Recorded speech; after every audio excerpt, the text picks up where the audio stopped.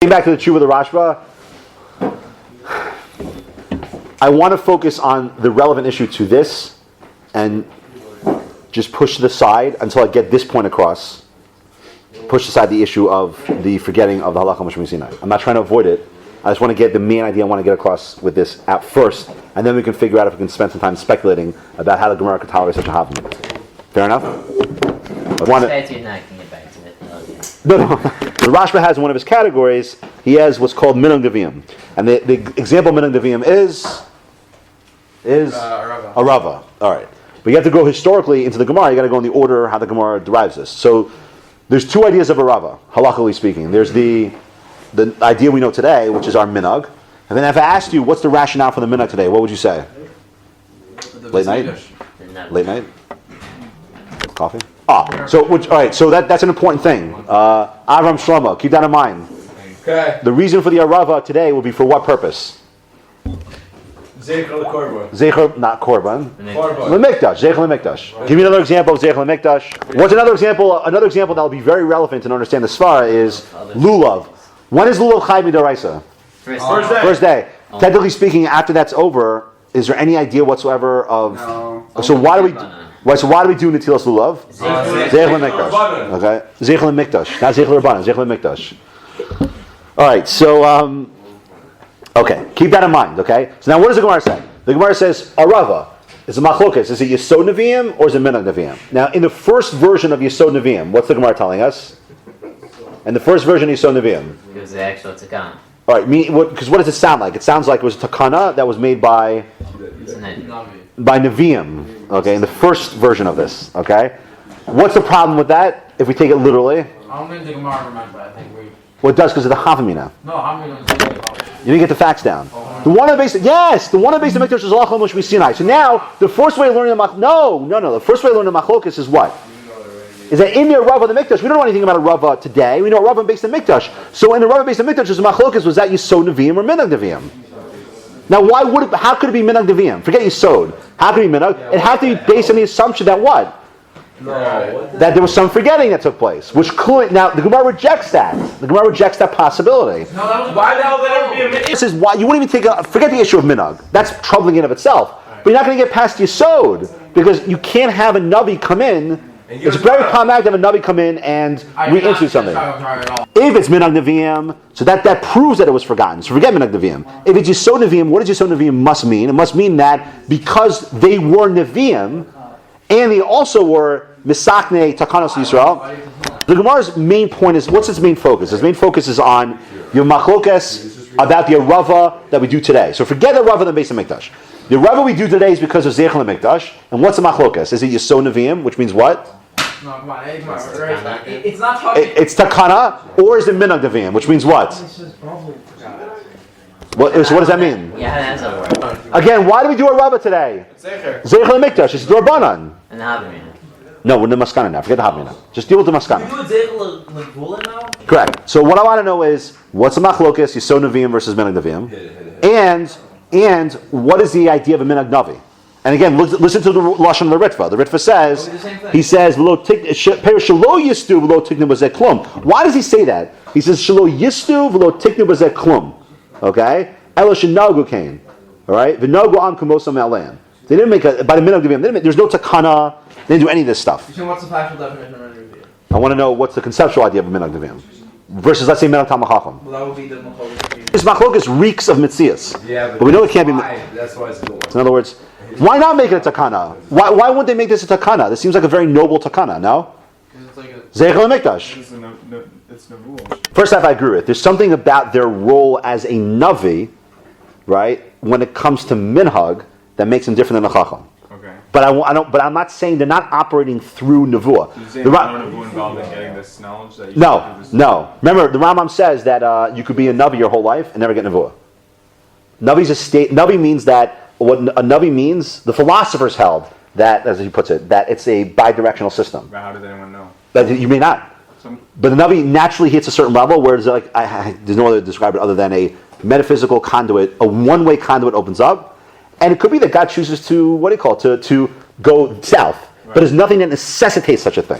That's the key point the Ram brings out. So theoretically, you could be a Navi your whole life, and Yeah, but they can't.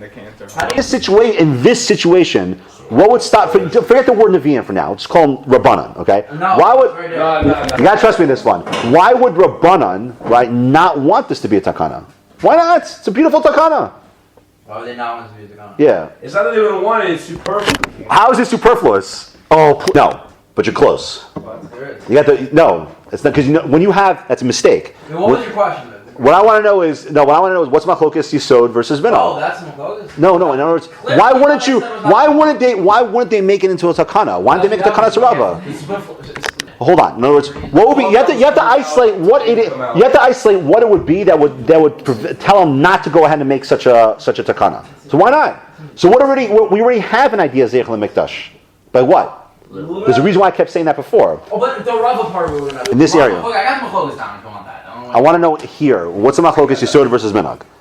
So you're hitting on the right point. The reason why the side would say minhag. That's not Machlokas, that's the reason behind the Machlokas. So I will get that in a second. One step at a time. Why would one side not make it into a takana? Because it would say it's superfluous. We already have a zeichel mikdash already built in. So what's the other side going to respond? What would the other side have to say? The other side would start with the approach of, oh well, no, you could tolerate both. It wouldn't be superfluous. But why would it be superfluous? Question is it a din in the Chag, okay, that the Chag can only tolerate one expression of Zeichel HaMikdash, or is it a din in each Maisa mitzvah of the Chag? There is still a relation to the Chag, but it's to the Maisa mitzvah. So hold on. So I love Rayas. 1 second. So why? There is a din in the Maisa mitzvah. So you could say the Maisa Arava and the Maisa Lulav and Esrog are two different actions. That's why saying that the Arava is contained in the Lulav is irrelevant. It goes by the Maisa. So if it goes by the Maisa, what? Each Maisa mitzvah can have an expression of Zeichel HaMikdash, or is it only din in the Chag? So once you already have an expression of Zeichel HaMikdash in the Chag, what the Gemara is saying here is there'd be no reason to go ahead and make another Zeichel HaMikdash. The Chag already has the Zeichel HaMikdash fulfilled through. Can't. The Ritva's Lashon's key. It's actually not even wait. Listen to his language. He says, "Shelo yistu v'lo tiknu b'zeh klum." They didn't make. There was no takana here, right? Ela shenahagu kain. They behaved a certain way, and what happened afterwards? The nahagu am kamosam me'aleim. So what's it telling us? There's a reason why the Ritva is so careful with his language here, and I think the Rashba was essentially agreeing with this. What's a minhag navi? Why is it called minhag neviim and not minhag chachamim? The Kabbalah is not lacking, right? You see, according to the Rashba, once it's mikabel, right? Asur lavar lamb. So it has the same power as a minhag tamar chacham. Without hara. What? Without hara. Without hara. Without any giving over. But let me ask you a question. Is minhag neviim a kiyum, or is it like a minhag hamon? So it has the same power as what? It sounds like once it's mikabel by the am, It has right? the power as the Kamas Ramana. Correct. No, So- except you don't see low seltzer. Features the that's a very big I agree, but what features the Rashba isolating? I think he's isolating something about the Navi. Not the fact that he's getting prophecy for this, because I don't think there's any prophecy involved here. What feature is the Rashba isolating? He is He's the highest There's status. nothingness. What was it? He's the highest status. Vis-a-vis what? He's the Vis-a-vis what? Perfection. So Okay. a minhag the Navi does. Okay, can a Navi ever give her? Can a Navi vis-a-vis his status as a Navi ever give hurrah? No. No. Not directly. Okay, you can't do that. So what's he doing here? Why does the Ritva go out of his way to say, what are they doing? They're acting in a certain way, and then what are the people going to say? They must have gotten We should do that too. What? No, I'm not going to say that. Right, we should do that also. Because those people are very high level people. Part of the objective of a Navi is to effectuate the change in the people. Right? That's his job. I'm saying that's his role. So if he acts in a certain way, so the people naturally will say, oh, assuming they like the Navi, if it's not Yirmiyahu, they'll say, wow, look, this guy, he's the model perfection. But they're not obligated. That's the thing. See, they were never obligated to follow the Navi, because the Navi, in his role as a Navi, could never give hurrah.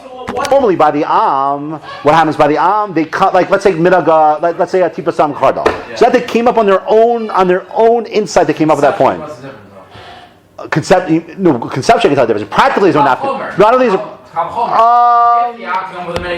have this minhag neviim. So the Rashba says it's called minhag neviim. You got to deal with the fact that you have something called the minhag navi, right? So Rashba says, what do you do with the minhag navi? What is that idea? Oh, it's trying to show you that don't think they gave hurrah. There was no hurrah here, right? Rather, they were hinhiguas am. They had a certain custom, And then right, exactly, and people saw, oh, wow, look what they're doing, and they accept it upon themselves. Better than that? If I wanted to categorize it, if I wanted to conceptually categorize it, I would put it Minhag below plus. Minhag Chacham, but above Minhag of the entire Am. It's Minhag plus. Right, Minhag Am plus. That's what it would be. And in Rashba's categories, Category Minhag. what we're about to do right now should be the most troubling Minhag of them all, without question. Right, without question, this should be the most difficult Minhag to understand. Right, so the Rashba says that Minhag bin Yane Dinei Hamamnas, Kol Minhag Shenhigu Beineim B'nei Hamedina B'Haskamas Gedoleim. So you got a lot of facts there. So what's the Minhag Dinei Mamnas, right? It's a Minhag, right, that they were noheg between themselves, okay? Now, what's B'nei Hamedina mean? The country. Right, now be careful with that. But for a region, okay, in a region, okay? B'Haskamas Gedoleim. Now what's Haskamas Gedoleim? Never had that word before. We have What's Haskamas Gedoleim? the Chahamat here. You have these minhagim that emerge, right? That are in the financial world, that people come up with, and then the chachamim come along and say, "You can do this." Okay? Why is that? Wait, the terminology makes no sense. You can't call us a minhag. What does every minhag have in common? Okay, well we have Kabbalah. So you say there's a Kabbalah here. But one second, this isn't a situation of l'shevach. It's not a situation of we know it's mutter, we're treating like it's asur. It's just, what is it really? It's not minhag. What would you call it? What? What do we call minhag society? How do we translate? Remember we started this like 6 months ago. How do you translate minhag in English? Practice. Tradition. Customs, right? It's like in a non-religious way, like the common business practice, right? Minhag. How is this minhag? You bring a gift. I was asking another good question. What do you need the haskama of the gedolim for? Forget who the gedolim are. Let's put that aside. What would be improper? What would be Yeah, what do they do wrong? This is certainly you're not. What are you not worried about here? You're not worried about zilzul. Right. Well, where's the zilzul here? What are they gonna? They're gonna. If you matter it, they're gonna now like what? Dump dinei mamanos? It's absurd because it lacks the entire. Okay, just to sound slightly drushy here, but it lacks any of that philosophical kiyum of a greater shmiras mitzvos. This is simply an efficiency idea. That's all it is. What? All right, Baba Basha Testament Aleph. Nibe Trey, Tape, Dabde Yone. Bahadi Adadi. So what's the case? There are two Butchers. that did dealings with each other. Right. Okay, good. They made a deal. It's what's the term we use in today? It begins with a C, right? Or no, I think collusion is also the word I was looking for. They were colluding. All right. To these butchers, let's assume for now and make it simple. These butchers run Modi'in. They're the two butchers of Modi'in. So they're very smart. Rather than compete with each other, what do? They create a non-compete clause. They fix the price. Well, you'll see. They fix a certain type of business practice. So what do? Go on. Homa David Biyama Dechabre Nikrul. The mashche, right? So what would they do? So they said, I'm gonna open my shop Sunday, Tuesday, and Thursday, and your shop will be open Monday, Wednesday, and Friday. Okay. Now, what if I opened up my shop on the other butcher's day? What would be the knas? What? No. So I would take the or behema. So what would I do? The knas would be is I would get the skin of the animal. Which means, what does that? So, what does that mean? Right, you lose profit. In other words, there's going to be some sort of monetary punitive damage by you violating this deal that we made. Okay. Now, 1 second. Let's be clear here. There was no shtar, none of that stuff. Okay. What this was a common practice done in cities. In other words, there was an idea that businesses had the right to collude, to form cartels. And it was normative. It was normative. So these two butchers, all right. Then what happened? Obviously, whenever two Jews do these kind of things, of course, what happened? All right. Azul Hadminayu Abba Gavin Dechabre, and one of them went and did it on the other. Right. Karu. The mashke. So the other guy, what did he do? He says, "Okay, well, I'm taking your skin. Right? You violated the normative practice, and we agreed to have we agreed to buy into this union practice of absurd socialism where everybody, everybody wins. Okay. All right. So when they come to Rava, and Rava said, "Hey, guess what? You're chayev," meaning that you shouldn't have gone and taken the other butcher's skin, the animal skin. Oh, so the Gemara says, "What? Wait. Sounds like not a good minhag. Sounds like Rava is not buying into it. Okay, not buying into it. Not by the agreement. He's not buying.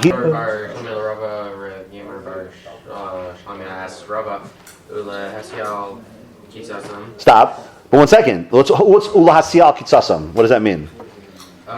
I mean, that's not fair because the Gemara in Chesam Beis explains what the term is. But what's Lasiyak Sasam? So we rely on, we have no problem with normative business practices. That's what Lasiyak Sasam means. It means that is what the town normally does. So why don't we, what do you call it? We should rely on that. Right? That was a kasha on Rava. Okay? And it was why are you making him pay? He didn't do anything wrong. He was relying on normative business practice. Okay? So what did Rava say? Didn't say a word. Okay, so now Amar Papa. Amar Papa Shaber Rabbit, he did good early, not answering him. Midi. Anything. Right. Immediately because Hecha. Hecha de like Chashav. Right. About Hecha the Ika Adam Chashuv. Chashav wonders and Chashav Lav called. Kiminah Damascus. So it's very simple. So the business practice was one that was not lacked haskama. Okay. In other words, if it's a business practice that the local gadol says that's a good thing to do, then it obtains the status of being a minhag dinei mamanos. But if the gadol, for now, the Rashba does qualify this, but if it doesn't have that status, right, then it's not considered to be a, for now, we're going to change that later, but it's not considered to be a minhag dinei mamanos. Okay? So what is this? What is this category? There's something else about this kind of minhag. There's something else that's going on here that you'll see is what other minhagim, it's what it does share in common with them, but it's nothing to do with perfection. Okay, there's something very fascinating about this. Trying to avoid fights.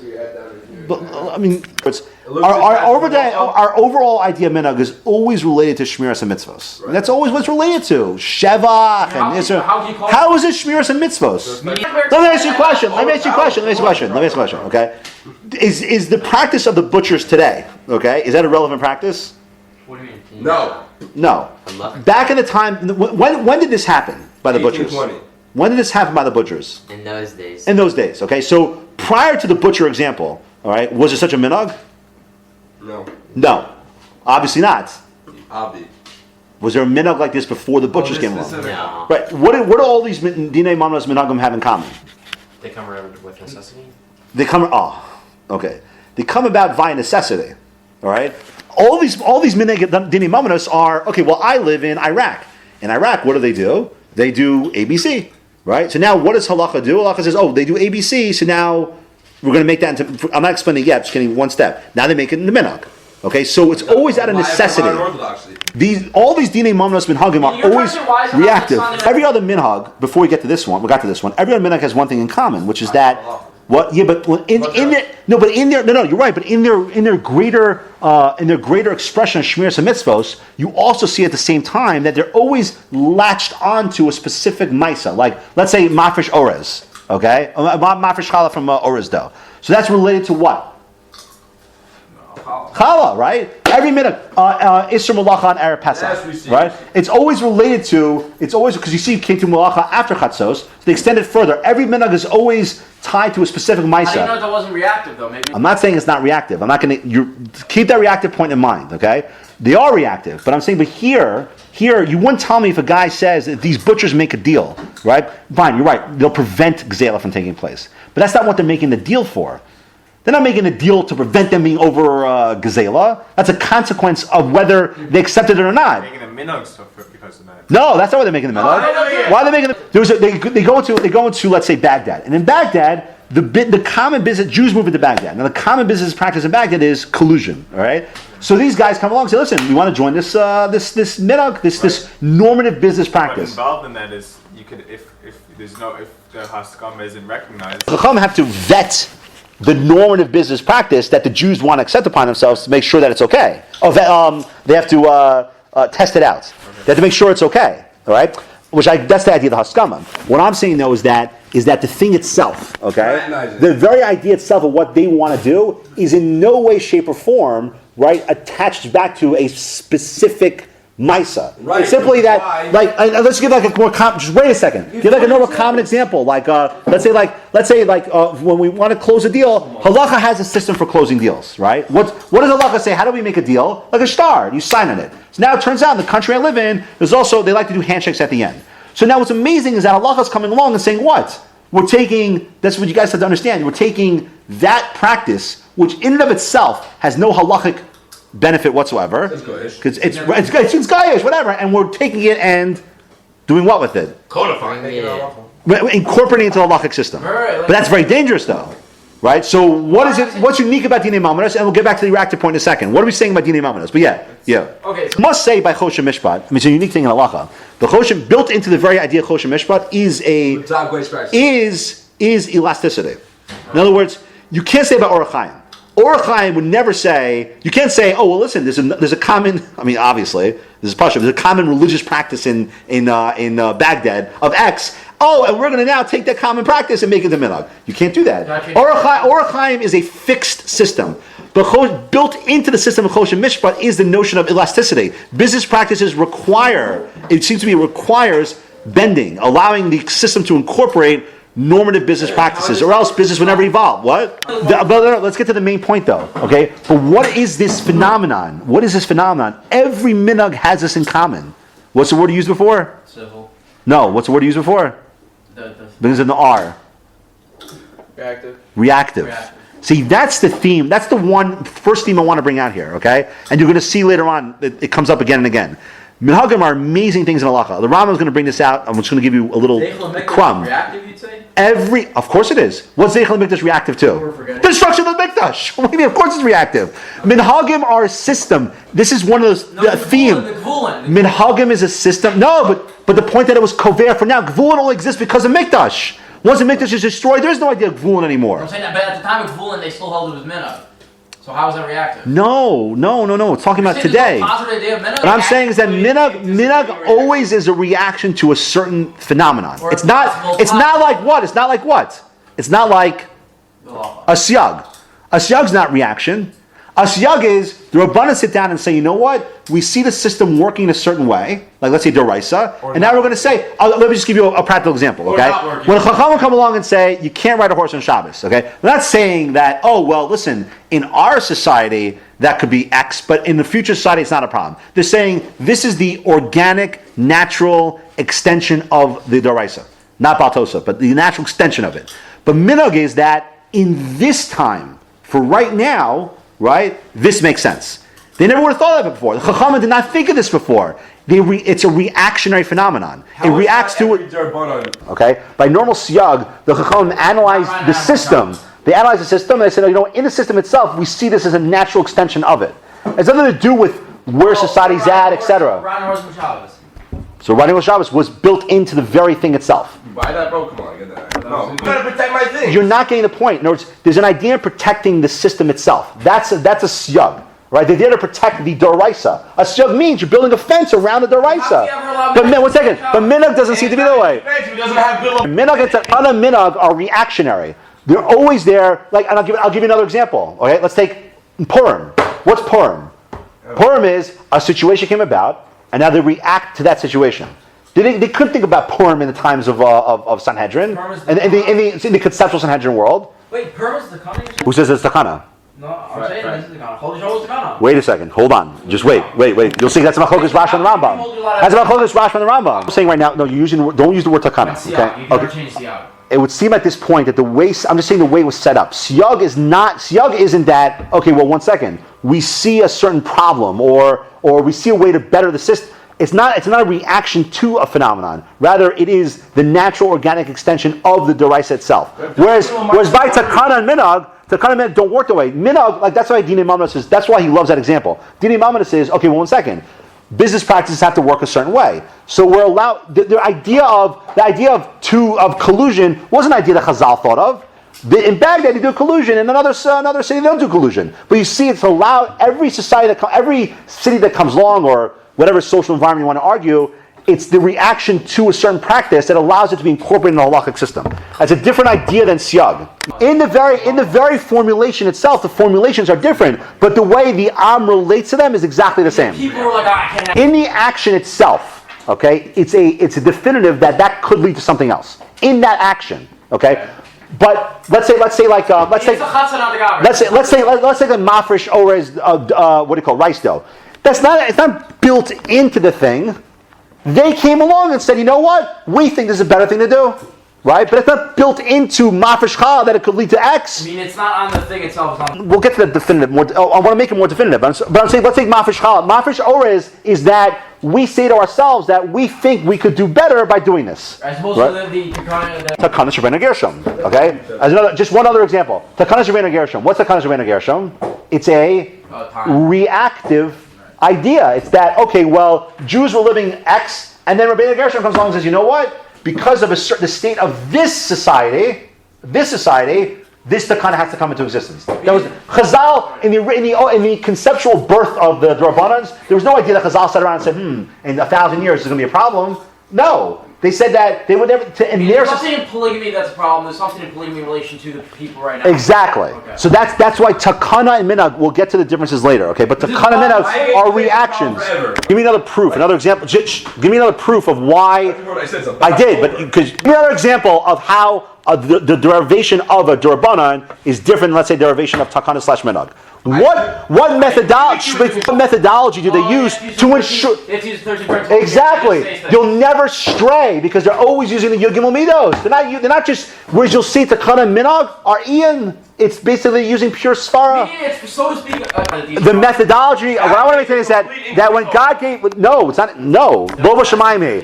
When He gave the Oraisa, He wanted man to be involved in the process of extending it. No, not making Torah and extending it, but using the methodology of the Yud Gimel Midos to extract those ideas. V'yeshin higu ha'gaonim v'aleim sokum kol Yisrael. The dana behem kedin Torah. All right. You also have something called Minhag Gaonim. Later on in the Rashba. What's Minhag Gaonim? What's Minhag Gaonim? Just a simple question. Why does He have to mention Minhag Gaonim? Why would you say? Simple answer. Simple answer. I think they're on Nevi'im, so maybe they don't have the same power. Better than that. Better than that. Why does He have to mention Minhag Gaonim? So he has to see Shas. What? Oh, so even better. So what did the time of Gaonim take place after? Stimas Shas. Right. So you would think that with Stimas Shas, there will be an end to the institution of Minhagim. He's telling you the fact that Gaonim can do it tells you what? Perpetuation. You could always have, right, the idea of creating Minhag and Takana is something that exists. Ever present. Right. Present. Say it. Wait, so but it's not Colorado. Right? Ever present. It's ever present. It's not Colorado. Gaonim starts Smicha. Zero. Okay, but So now comes the question today: the real smicha, the real smicha. The idea of minhag by dinei mamnas, right? Is that at what point is he isolating by minhag? It's not that. What's the point of isolating? So the first thing you have to understand is that by mamnas, so mamnas is very unique because built into mamnas itself is the idea of elasticity. That mamnas in the system says you have to take into account other business practices. Or else, how could business evolve? The nature of business itself is that it evolves. So there's different practices, and 1,000 years ago they did business one way, but they do business a different way. You know what I mean? In other words, like handshakes versus, let's say, sending an email or things like that. Like, is an email considered a Kabbalah or not? You know what I mean? There's there's Dinei Mamnas itself can never answer all those questions. It's impossible because business practices by definition change. You understand? So Kosher Mishpat is a system that lends itself to elasticity, whereas Orach Chaim can never have such a thing. You can't say in Orach Chaim like, listen, there's a religious practice in a certain city. But what makes it minhag? Because what he's telling you is that one of the fundamental underlying. Remember how we keep dividing all these components of minhag? Yeah. So there's another component that's been there all along. We never just brought it out from its closet out into the open, which is that minhag is a reactionary phenomenon. All minhagim share in common one important idea: that a situation emerges, and the minhag. We're going to get to this in more detail maybe tomorrow. Minhag comes along, and minhag is the halachic mechanism of reacting to changes in society. There is a halachic phenomenon that allows us to react. So just like it applies to Dinei Mamnos, every other one of those minhagim is the same thing. Let's take the Orez, okay? Yeah. Was there any necessity of the halachic system for mafresh rice dough? No. So these people came along and said, listen, in our city, we feel like we can be better Jews if we did this. What's the reaction to? The system's one way, and we're saying it's not enough. We want to do more. We think that in this area we can improve ourselves. This isn't somebody reaction. What I mean is that, okay, so reaction means that's not a word. Reaction works well by Dinei Mamnos, but it means in general that it's that a certain situation emerges or people feel a certain way, and so therefore they act based on that reality. But it's not intrinsic in the thing itself. It's not like that challah demands something like that, and the system isn't lacking if you didn't do that. Right. Those people said for themselves, this is a great thing to do. But other people say no. Okay. You understand? Right. And more so when it comes to takana minhag by a chacham. A chacham comes along, you'll see the case with the Rambam. Pruzbul. What was Pruzbul? You do that so you don't have your debts raised. Right. So, That's well, people keep- Puzzle was a clever way of getting around the issue of loans by Shemitah. Right. Because what was happening? People are not lending. Right. It wasn't that by definition that was always the case. Because then it wouldn't be Hillel Masakin Puzzle. It always would have been Puzzle. But it was that these people in that period of time weren't doing it properly. So now we got to come along and figure out a way to ensure that that this halakha is being followed. So it's a reaction to that. You understand what I mean? But the system's not lacking. You can't tell me that the system's lacking before principle. That's absurd. You understand?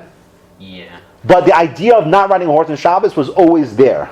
Okay. It was always there. That's not minhag. Yeah. Minhag is that the system was great beforehand and still just as good afterwards, but there's a certain phenomenon that emerges, right? Either it's localized or it's reactionary. It's something where we tolerate it to allow some type of adaptation, but it's not affecting the intrinsic system. Yeah. It never affects a Dora. It never affects a Misa. You understand? It never affects it. Right. You understand what I mean? So why do you need a brother?